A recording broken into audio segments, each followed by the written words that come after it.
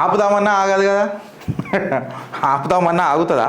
కాంగ్రెస్ హీనా చరిత్ర ఎందుకు చెప్పాలా? మొన్న ఆల్ ఇండియా పర్సనల్ లా బోర్డు సుప్రీంకోర్టుకు పోయి అసదుద్దీన్ ఓవైసీ లాంటి గాయ గతర కాగజ్ పేపర్లు లేని బ్యారిస్టర్లు వీళ్ళంతా ఎన్నడూ ఒకరోజు నల్లకోట వేసుకొని నేను కొట్లాడు చూడలేరు అసదుద్దీన్ ఓవైసీని. సేమ్ మీరు ఒకసారి కంపారిజన్ చేసుకుంటుండ్రి. పూల్వాలా చాచా నెహ్రూ ఏం చదివిండు అని అంటే లా. లా చదివిండు.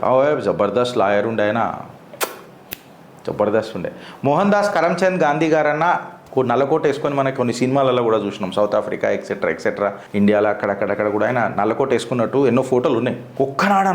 ఒక్కనాడన్నా పూల్వాలా చాచా అవి మోతబరి బ్యాచ్, అది రాయల్ ఫ్యామిలీ. మేము ఎప్పుడు మాట్లాడాం. బట్ ఈజ్ ఎ లాయరా, is an eminent lawyer. Same Asaduddin Owaisi కూడా గా డిఎన్ఏలకేని వచ్చినోడే. డిఎన్ఏ అని అంటే ఇక చెప్తున్నా, ఆలోచన డిఎన్ఏ గళ్ళకేని వచ్చినోడే. వీళ్ళు పెద్ద ఆర్గ్యుమెంట్ కెపాసిటీ ఉండదు. పేపర్లలో ఇస్తారు, అది అర్థమైతే ఏదో మాట్లాడతారు, అర్థం కాకపోతే ఇంకో మాట్లాడతారు, ఏదో కన్విన్స్ చేద్దామని అనుకుంటారు. కానీ దేశ ప్రజలను కన్ఫ్యూజ్ చేస్తారు. అభి హిందూ జో హే హిందుస్థాన్ మే కన్ఫ్యూజ్ హోగాని, ఎట్టి పరిస్థితులలో కన్ఫ్యూజ్ కాడు అసదుద్దీన్. ఇప్పుడు నేను ఎందుకు ముచ్చట చెప్తున్నానంటే, వీళ్ళు ఆల్ ఇండియా పర్సనల్ లా బోర్డులు పోయి సుప్రీంకోర్టులో కేసులు వేసి, లేదా సుప్రీంకోర్టుకే లెటర్లు రాసి, అసలు లోవర్ కోర్టులకైనా మీరు వస్తే కోర్టులు ఇవన్నీ యాక్సెప్ట్ చేయొద్దు, సుప్రీంకోర్టుకి ఇవన్నీ విరుద్ధం, ప్లేసెస్ ఆఫ్ వర్షిప్ యాక్ట్ 1991 దాన్ని పరిగణనలోకి తీసుకొని ఇవన్నీ తీసుకోవద్దు అని చెప్పిండ్రు. సరే, ఆల్ ఇండియా పర్సనల్ లా బోర్డు చేసింది, ఆ కాడికి నేను అగ్రి. పోనీ అలా జీవితాలు అంతే, అలా జిందగీ అంతే, గంతే మాట్లాడతారని అనుకుందాం. కోడి దిమాగాలు గట్లనే ఉంటారు అని. వీళ్ళు ఏమై ఉంటుంది అంటే మీటింగ్లల్లో, అంటే ఇది జస్ట్ నేను తడకాయేసి చెప్తా కదా, డైరెక్ట్ ఎందుకు చెప్తా? ఇప్పుడు ప్రొఫెసర్ నాగేశ్వరరావు సగం చెప్తాడు, నేను ఎక్కువ చెప్తా, తడకాయేసి చెప్తా. ఇప్పుడు మేధావులకు అర్థం కావాల్సిన విషయం ఏంటంటే, వీళ్ళందరూ రూమ్లో కూర్చొని ఆలోచించుంటారు. అసదుద్దీన్ ఓవైసీ వీళ్ళంతా, గంగా జమున తైజీబోల్ వీళ్ళందరూ కూర్చొని అప్పుడు క్యా కర్రే హమేషా కూటమిలో కూర్చొని పెద్ద మాటలు మాట్లాడుతుంటారు. మీరు ఏం చేస్తున్నారా భయ్ అని అంటే కాంగ్రెస్ వాళ్ళు అంటుంటారు, హమ్ కోషిష్ కర్రే. రామ్ జన్మభూమిలో కూడా మేము 24 మంది లాయర్లను పెట్టినాం, మీకు మర్చిపోయినరేమో.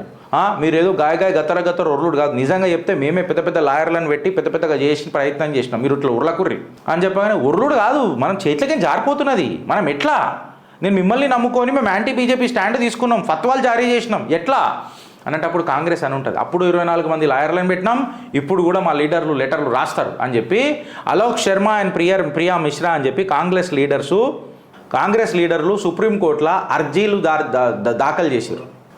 దాఖలు చేసి వీళ్ళు మాట్లాడిరు ఏందనంటే, ఇగో లోవర్ కోర్టుల నుంచి వస్తున్నాయి, state governments and the lower courts to refrain from enforcing survey orders. అంటే సర్వే ఆర్డర్లను ఎన్ఫోర్స్ చేయొద్దట. వీళ్ళ జాగీర్లు దిగొచ్చినాయి, ఇవి చేయొద్దట.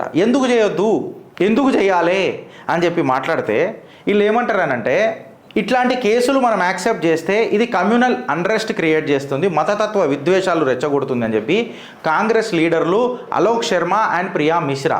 దరిద్రం చూడుర్రి, మనలతో నేర్పిస్తారు. మళ్ళీ ఇలా ముస్లిం లీడర్లు ఎవరు లేరు, హిందూ లీడర్లే ఉన్నారు. ఎంత బాంచాన్ బతుకులరా మీ జిందగీలలో. పదవుల కోసము ధర్మాన్ని తాకట్టు పెట్టే దరిద్రులు ఉన్నారు చూడు మీరు, అందుకే దరిద్రం దండయాత్ర చేస్తుంది.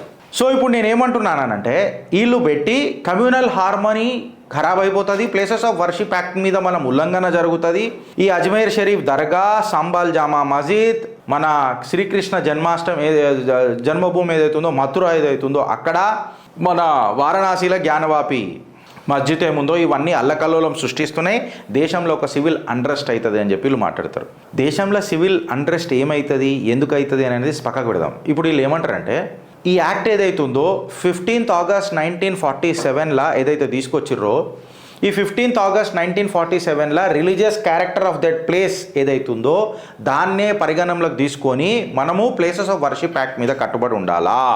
దీన్ని nobody has a right to convert, అంటే ఎవ్వడికి కూడా హక్కు లేదు the religious denomination of the సైట్ని చేంజ్ చేసే సత్తా ఎవరికి లేదు, ఏ సెక్షన్లో లేదు అని అంటారు. నేను కూడా గదే చెప్పిన రమున్న మీ అందరికీ, మీకు అర్థమై సావదు, మీ కోడిది మాటలకి ఎక్కదు. నేను కూడా గదే అన్నా. ఇప్పుడు నువ్వేమని అన్నావు, 15 ఆగస్ట్ 1947కి సంబంధించి religious character of that place, అంటే రిలీజియస్ క్యారెక్టర్ ఏదైతే ఉంటుందో ఆ ప్లేస్ది అది మార్చొద్దు, ఆ రిలీజియస్ డినామినేషన్ మార్చొద్దు. అయితే ఇప్పుడు ఇక్కడ మీరు నువ్వు అర్థం చేసుకోవాల్సింది ఏంటంటే, ఫాల్తుగా నీ కోటి దిమాక్ల మన్నువాడా. ఒక దగ్గరనేమో నువ్వు రిలీజియస్ క్యారెక్టర్ అంటున్నావు, ఇంకొక దగ్గర రిలీజియస్ డినామినేషన్ అని అంటున్నావు. ఇప్పుడు అసలు first of all religious denomination అంటే ఏంది? సుప్రీంకోర్టు దీని మీద ఏం మాట్లాడింది? నేను కొన్ని కేసులాలు తీసుకొని కూడా నీకు చెప్పిన, నువ్వు మాట్లాడు నాకు దాని మీద ఫస్ట్. దాని తర్వాత నీ religious character of that place అని అన్నావు. అయితే 15th August 1947 దగ్గర religious character of that place నీ దగ్గర ఏమన్నా ఉన్నదా? ఉంటే దానికి బేస్ ఏంది? ఆ బేస్కి ఆధారం ఏంది చెప్పు.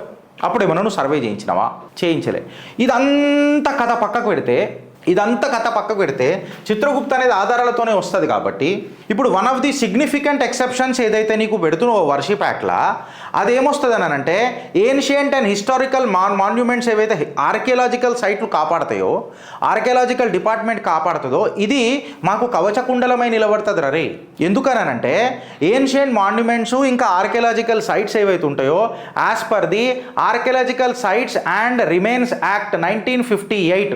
నీ వర్షిప్ యాక్ట్ ఎప్పుడు వచ్చిందిరా? 1991లో వచ్చింది. నువ్వేమన్నా అమెండ్ చేసినావా ఆర్కియాలజికల్ సైట్ల గురించి? నువ్వు చెయ్యకుండా ఆర్కియాలజికల్ అండ్ రిమైన్స్ యాక్ట్ 1958లా ఏదైతే సైట్ ఆర్కియాలజికల్ డిపార్ట్మెంట్ దాన్ని కాపాడుకుంటూ వస్తుందో దాన్ని నువ్వు మళ్ళీ సెక్షన్ 3 కింద పెట్టుకొని వర్షిప్ యాక్ట్లా religious character of that place అని ఎట్లా అంటావు? ఒక ప్లేస్ అనేది 2 డిపార్ట్మెంట్లకి ఎట్లా వస్తుంది? సో రిలీజియస్ క్యారెక్టర్ అనేది ఎట్లా డిఫైన్ అవుతుంది? అండ్ అట్ ది లాస్ట్ నువ్వు మాట్లాడిన ముచ్చట్లనే section 4 and section 5 of the act ప్రకారము రిలీజియస్ డినామినేషన్ అంటే ఏంది? దానికి మీ బొందలగడ్డల మీద మూలలు అయ్యప్ప స్వామి జడ్జిమెంట్ ఇచ్చేటప్పుడు చంద్రచూడ్ గారు మీకు మూలలు కొట్టిండని మీరే మాట్లాడతారు.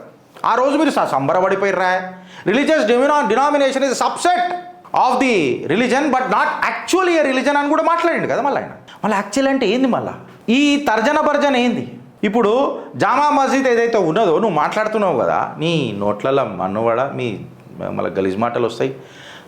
జామా మస్జిద్ ఏదైతే ఉన్నదో నీ అయ్యదా ఆర్కియాలజికల్ సర్వే ఆఫ్ ఇండియా తన ప్రొటెక్టెడ్ సైట్ కింద పెట్టుకున్నది. మళ్ళీ ఆర్కియాలజికల్ సర్వే ప్రొటెక్టెడ్ సైట్ కింద పెట్టుకున్నాక ప్లేసెస్ ఆఫ్ వర్షిప్ యాక్ట్ అనేది దానికి వర్తించదా? According to the archaeological sites and the remains act 1958 ప్రకారము it should be under the surveillance of archaeological డిపార్ట్మెంటా కాదా? ఈ ప్లేసెస్ ఆఫ్ వర్షిప్ యాక్ట్ అంటావేంద్రా? మళ్ళా సెక్షన్లు నీకే వస్తాయా టెక్నికల్గా తిప్పనీకే? మాకు రావా? నేను చెప్పినా కదరా, హిందూ అనేటోడు ఒక మదపు టేనుగు. ఆడు లేసుడు నడుసుడు సురువు పెట్టిండు అనుకో, చుట్టుపక్కల ఉన్న ప్రకృతి అప్రమత్తంగా ఉంటుంది రే. అదే మదపు టేనుగు ఇవాళ పరిగెడుతుంది. ఇప్పుడు ఏం మాట్లాడతావురా? ఇప్పుడు నువ్వు ఏదైతే పిటిషన్ వేసినావు కదా కాంగ్రెస్ లీడర్లు అలోక్ శర్మ ఇంకా ప్రియా మిశ్రా, కోర్ట్ ఆర్డర్ని స్టాప్ చేయనీకే ప్లేసెస్ ఆఫ్ వర్షిప్ యాక్ట్ని చూపించుకుంటా మళ్ళీ important exemptions of the act archaeological sites and the remain act of 1958ను నువ్వు పరిగణనలోకి తీసుకోకుండా ఆర్గ్యుమెంట్ చేస్తున్నావు. Apex court is a constitutional court my dear. And moreover suppose నీ ప్లేసెస్ ఆఫ్ వర్షిప్ యాక్ట్ తీసుకొని నేను మాట్లాడిన 1991ది అందులో ఒక సెక్షన్ చూపెట్టు నాకు, సర్వే చెయ్యొద్దు అని ఏడ రాసి ఉన్నది. నువ్వు ఆడ కూడా నీ కేసు వీక్ అయిపోయా, ఈడ కూడా నీ కేసు వీక్ అయిపోయా. ఇప్పుడు ఓవరాల్గా ఏమైపోయిందనంటే for instance ASI protected sites ఎక్కడైతే సంబల్లో ఇప్పుడు జామా మస్జిద్ ఎక్సెట్రా ఉన్నాయో the act permits revisiting dispute settled before 1991. Like Krishna Janmabhoomi కూడా అందులోకే వస్తుంది. ఇది కాదా మేము చెప్పింది? ప్రాబ్లం కదా. లాయర్లు దీన్ని ఇంకా మంచిగా ఇంటర్ప్రిట్ చేస్తారు. నాకున్న కోడి దిమాగ్తో చెప్పిన నేను ఆల్రెడీ ఆ సెక్షన్స్ కూడా తీసుకొని వచ్చిన, ఇవన్నీ మీకు ఇక్కడ పెట్టిన. ఇప్పుడు అది డీటెయిల్గా పోతే టూ మచ్ ఆఫ్ లా అయిపోతుంది కాబట్టి మీకు అర్థమయ్యేటట్టు నేను అది చిన్నగా రాసుకొని వచ్చి పెట్టిన. Issue close. అందుకనే నేను మీ చరిత్ర ఏమన్నా కాంగ్రెస్ హీన చరిత్ర. మీ జిందగీ ఏం లేదు. మీ జిందగీలుగా ప్రజలని పాగల్ బనాంచుడు బంద్ చేయరు. మీకు అర్థమైందా? మీరు అనుకున్నారేమో హిందూ అనేటోని పద్మవ్యూహంలో గుంజుదాం, పద్మవ్యూహంలో గుంజిన తర్వాత చల్ తోని సంపుదాం, उसको तो चयन करना पड़ता है ना कि युद्ध वो किसके साथ करेगा. लेकिन आज का हिंदू भारत माँ के गोद से पैदा हुआ है. అంటే ఎనకటోళ్ళు లేరు అని నేను అంటలేను. ఈసారి భరతమాత అప్రమత్తంగా ట్రైనింగ్ ఇచ్చి పంపించిందిరా హిందువుని తన పిల్లలకు. తను పండుకోలే. వెనకటికి పద్మవ్యూహంలోకి ఎంటర్ అయ్యేటప్పుడు పండుకున్నది కాబట్టి పిల్లగాడు ఇన్లే, అభిమన్యుడు ఇన్లే. కాకపోతే నా భరతమాత తన నిద్ర నాపుకుంది. ఈసారి నయా భారత్లా నా అభిమన్యుడు పద్మవ్యూహంలోకి పోతాడు, పద్మవ్యూహంని చీల్చుతాడు, కౌరవుల సామ్రాజ్యాన్ని నాశనం చేస్తాడు, మళ్ళా సురక్షితంగా బయటికి వస్తాడు, భారత్ మాతాకి జై అని చెప్పి తిరంగా ఎగిరేస్తాడు. ఆలోచిస్తారా లేక అనుభవిస్తారా? భారత్ మాతాకి జై.